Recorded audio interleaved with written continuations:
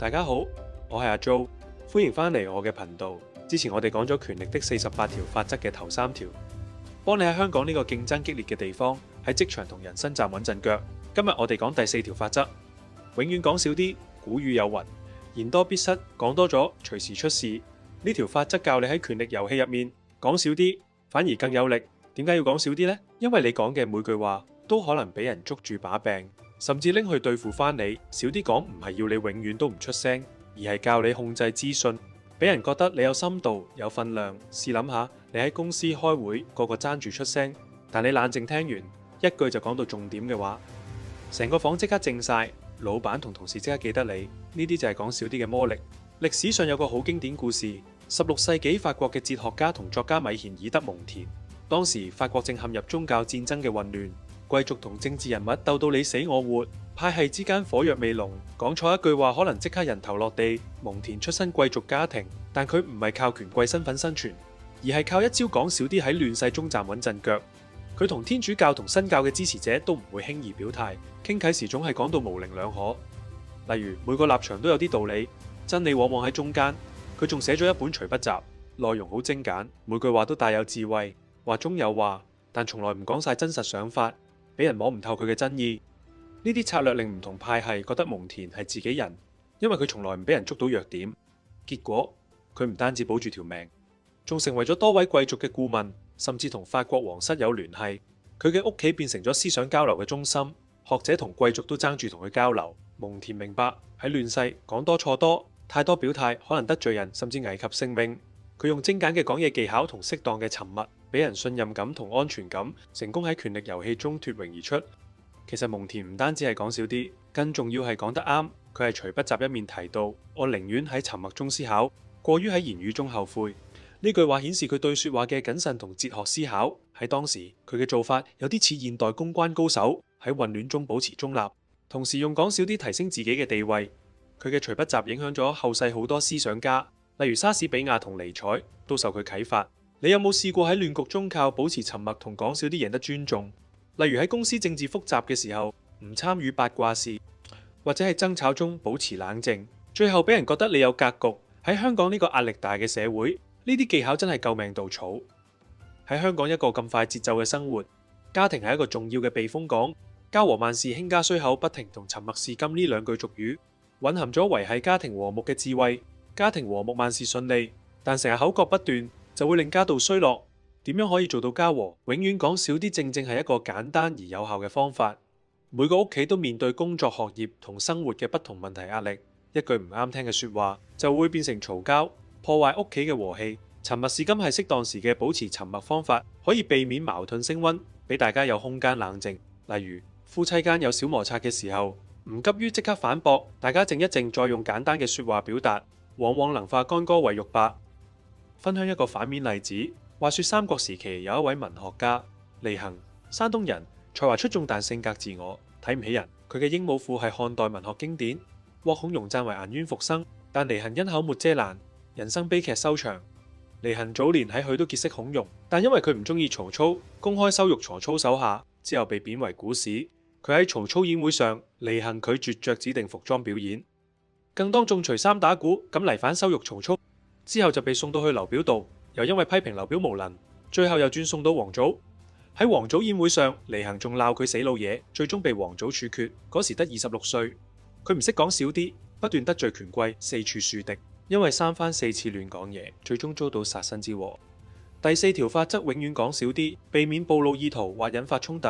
李恆嘅悲劇正正係因為佢唔識呢點，佢嘅才華冇幫助到佢保護自己，反而因為講嘢過激，自招災禍。喺香港職場，類似情況好常見，有人自以為聰明，高談闊論，批評同事同上司，結果好容易俾人暗中報仇，搞到升職機會無望，甚至被炒。講少啲仲係生存策略，精簡溝通唔單止減少誤解，仲能增強影響力。喺會議中，長篇大論容易令人失去興趣，但一句精準建議能扭轉局面。喺談判或人際交往，保留資訊可保持優勢，避免好似李恆咁。心理學研究指，沉默同簡潔表達令人顯得更有權力，喺競爭環境非常重要。李恆嘅教訓提醒我哋，無論才華幾高，唔控制講嘢都可能自毀前程。喺職場同生活中，掌握講少啲係藝術，能喺職場上脫穎而出嘅關鍵。真正實踐第4條法則嘅精髓。蒙田靠精簡講說話方式贏信任，離衡因為講太多輸晒，你嘅說話係籌碼，講多咗等於俾人攞走優勢，學識收口，啱時機先講，你就喺權力遊戲中行得更遠。明星係你喺其他人眼中嘅形象，無論喺職場定日常生活，佢都係一個隱形嘅資產。好嘅明星可以幫你贏得信任同機會，而差嘅明星就可能令你喺努力之後仍然被誤解，甚至錯失重要嘅發展機會。明星至上，守護餘命正正係權力的48條法則嘅第5條法則。呢條法則係你嘅隱形盔甲，好壞直接影響你喺職場同人生嘅成敗。透過一個歷史故事同一個實際例子，講解明星嘅影響力，再俾簡單實用嘅方法去守護明星。古埃及王朝最後一位活躍嘅女王克麗奧佩特拉係一個令人難忘嘅例子。喺公元前51年至30年統治埃及，佢以政治智慧同個人魅力聞名，特別係喺同羅馬大將嘅互動中，佢知道單靠美貌遠遠唔夠，佢運用智慧同策略打造自己嘅形象，將自己塑造成一個聰明神秘又有魅力嘅領袖。用明星去鞏固權力，最經典一幕就係佢同羅馬大將凱撒初次見面嘅時候，克麗奧佩特拉選擇匿藏喺一張豪華地氈中，由侍從搬到凱撒面前，侍從攤開地氈，隨即令克麗奧佩特拉現身喺大眾面前。呢個舉動唔單止展示佢嘅大膽嘅創意，仲令凱撒對佢留下深刻印象，更令佢喺眾人眼中成為一個與眾不同嘅人物，贏得凱撒嘅支持，更幫助佢喺內戰中擊敗兄弟，重奪皇位。佢後來同凱撒生咗一個仔，進一步鞏固佢喺埃及嘅地位，保住埃及嘅獨立。但明星嘅雙面人亦喺佢身上顯現。隨後，敵人明白到克里奧佩特拉係羅馬嘅宣傳機器，開始散播流言，將佢描繪成一個狡詐、用美色操控男人嘅妖女。呢啲負面印象逐漸侵蝕佢嘅權力基礎，最終喺與羅馬嘅戰爭中失利。佢選擇以自殺結束人生。克里奧佩特拉嘅故事俾我哋一個啟示。明星係一把強大嘅武器，但若守護不力，反噬嘅後果可能致命。喺現代職場，明星嘅影響更加顯而易見。假設你係一位市場營銷員，幾年來你以高效同可靠聞名，每次有新項目，你嘅同事同上司都會第一時間諗到你。有一日，公司接到一個重要客戶嘅緊急任務，需要一個值得信賴嘅人帶領團隊。憑住你嘅好名聲，老闆毫不猶豫揀你負責。結果，你唔單止順利完成任務，仲因此得到升職同加薪嘅機會。換轉，如果你喺團隊中意拖延或唔守承諾出名，情況就截然不同。即使你有出色嘅創意，老闆同同事都未必敢將重要任務交俾你。久而久之，機會會流向其他人，你嘅職業發展亦會受阻。明星喺職場好似一張通行證，決定其他人點樣看待你同對待你。今時今日嘅明星管理比以往更複雜。試想一位 KOL， 因為一條無心嘅留言被網民批評，一瞬間失去大量粉絲同品牌合作。即使佢事後道歉，負面印象已經形成，事業受到傷害。呢個例子提醒我哋，喺數碼時代，明星好似玻璃一樣脆弱，一次失誤就可能令多年努力付諸東流。守護明星唔係虛偽嘅表現，而係用心經營自己嘅形象。以下係4個簡單但有效嘅建議。第一點，言行一致，講得出要做得到。如果你承諾咗某個 deadline，就要盡力達成。可靠嘅明星需要時間累積，但一次失信就足以令別人對你改觀。第二點，遠離是非，唔好參與八卦事或喺背後講人壞話。當你批評別人時，別人亦可能喺背後議論你。保持中立同尊重，會令你嘅明星更穩固。第三點，展現價值，透過行動建立正面形象，例如喺工作中主動解決問題，或者喺生活中幫朋友。小小嘅善舉都能累積成你嘅好口碑。第四點，講大話要有記性，好似好黑暗咁。喺呢個人性複雜嘅社會，唔係樣樣事情都能夠講真心話，可能會俾你一時嘅方便或者好處。但記住自己講過啲咩，唔好俾人捉到破綻。一旦俾人發現你講大話，往往需要更多大話去掩飾，形成一個複雜嘅大話網。但呢啲大話總有俾人識穿嘅一日，到時你嘅名聲就會一落千丈，佢哋對你嘅信任就會即刻崩潰，名聲亦會受損。呢個係守護明星時要特別小心嘅地方。明星係人類社會信任嘅基石。心理學研究顯示，人傾向於同明星好嘅人合作，因為呢啲人被認為更可預測同值得信賴。相反，一個人名聲受損，其他人本能就會保持距離，避免潛在風險。呢種心理機制解釋咗點解明星喺職場同生活中咁關鍵。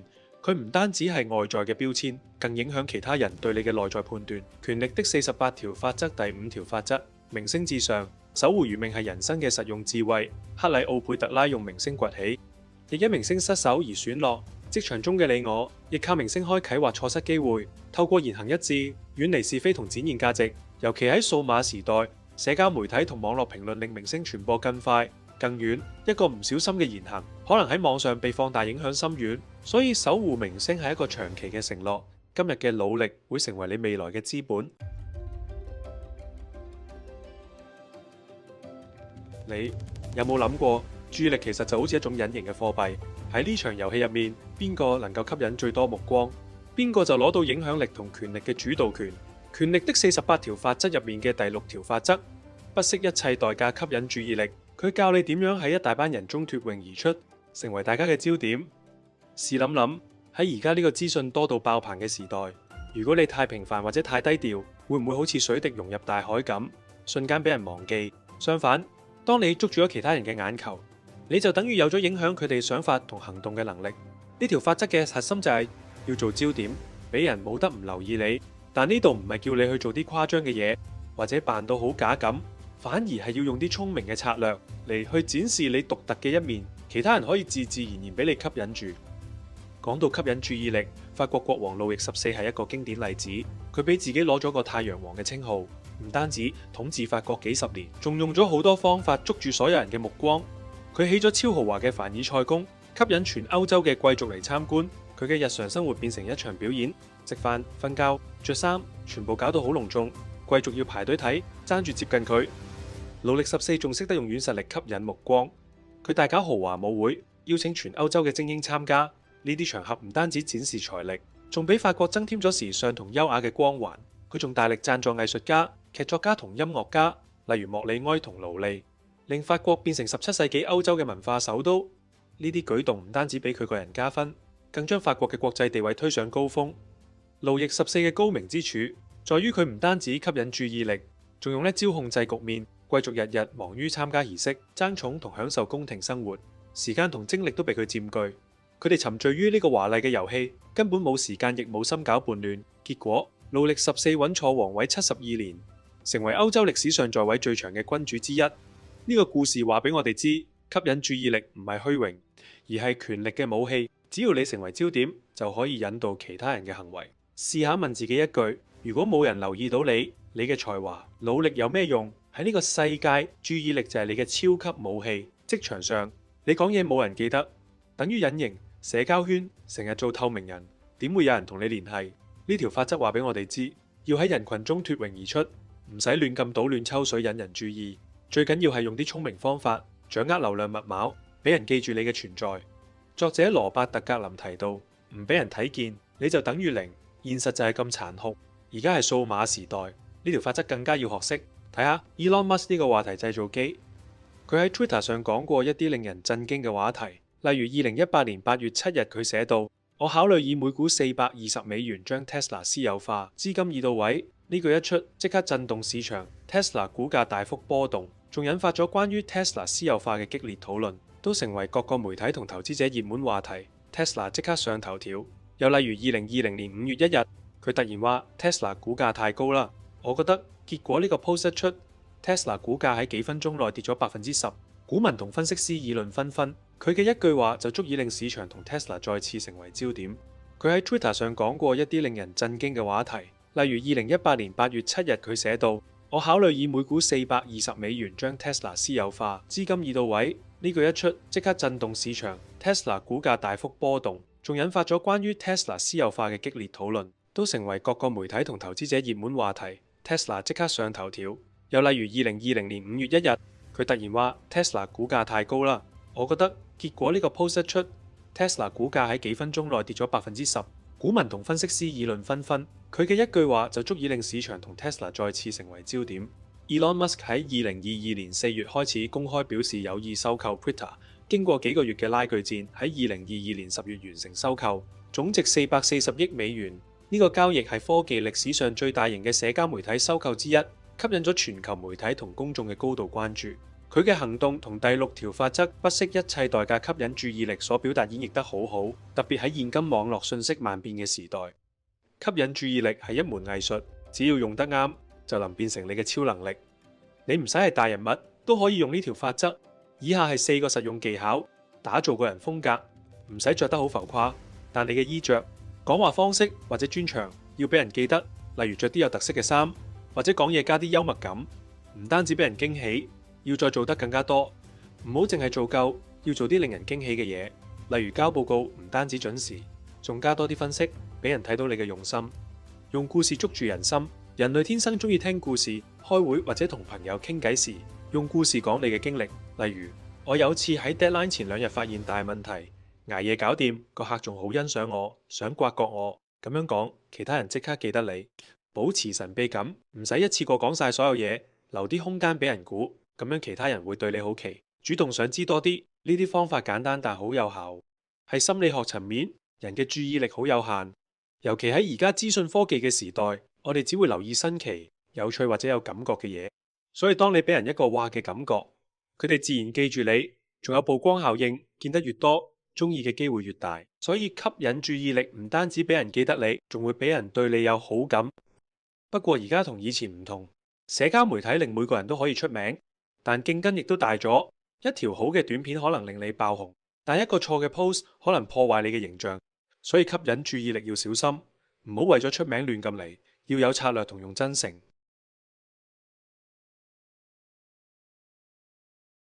希望以上嘅解釋俾到你更深入嘅理解。第4到第6條法則，永遠講少啲，明星至上守護餘命，同不惜一切代價吸引注意力。唔單止係理論，喺香港嘅實際生活中真係好有用。